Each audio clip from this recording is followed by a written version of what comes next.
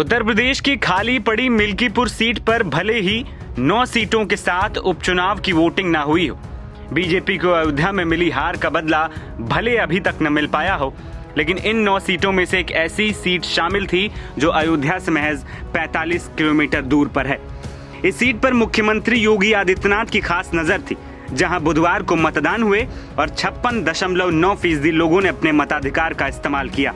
जी हां, हम बात कर रहे हैं अंबेडकर नगर की कटेहरी विधानसभा सीट की, जहां से सपा सांसद लालजी वर्मा विधायक थे। उनके सांसद बनने के बाद ये सीट खाली हुई थी। वहीं मतदान के बाद और मतगणना से पहले 9 सीटों के एग्जिट पोल अलग अलग एजेंसियों के सामने आ रहे हैं। एग्जिट पोल में भारतीय जनता पार्टी और समाजवादी पार्टी के बीच कड़ा मुकाबला दिखाई दे रहा है। Times now JVC exit poll में बीजेपी को 6 और सपा को 3 सीटें मिलने का अनुमान है।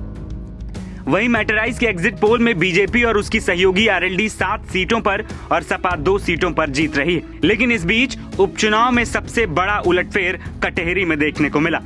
उत्तर प्रदेश विधानसभा चुनाव 2022 में अंबेडकर नगर की कटेहरी विधानसभा सीट से समाजवादी पार्टी के लालजी वर्मा 93,000 वोटों से जीत दर्ज कर विधानसभा पहुंचे थे। इसके बाद सपा ने लालजी वर्मा को लोकसभा चुनाव 2024 में अंबेडकर नगर से चुनाव लड़ा दिया। लालजी वर्मा के सांसद चुने जाने के बाद कटेहरी विधानसभा सीट खाली हो गई। इस कारण से कटेहरी सीट पर उपचुनाव हुए। सपा ने कटेहरी से लालजी वर्मा की धर्मपत्नी शोभावती वर्मा को मैदान में प्रत्याशी के रूप में उतारा था।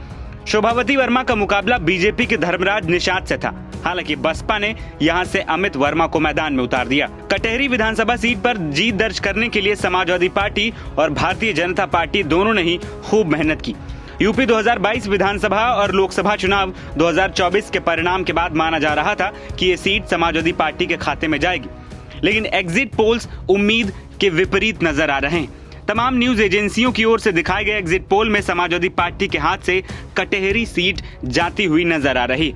लालजी वर्मा की पत्नी शोभावती वर्मा चुनाव हारती हुई दिख रही। हालांकि सिर्फ ये एग्जिट पोल है। नतीजे 23 नवंबर को सामने आएंगे, तब पता चलेगा कि जीत का ताज किसके सिर चढ़ता है।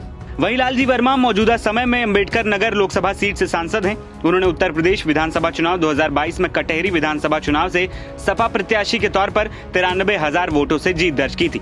उन्होंने निषाद पार्टी के अवधेश कुमार वर्मा को चुनाव में शिकस्त दी थी। लालजी वर्मा ने उत्तर प्रदेश विधानसभा चुनाव 2017 में बहुजन समाज पार्टी के टिकट पर भारतीय जनता पार्टी के अवधेश कुमार द्विवेदी को महज 6,287 मतों के अंतर से चुनाव हरा दिया था।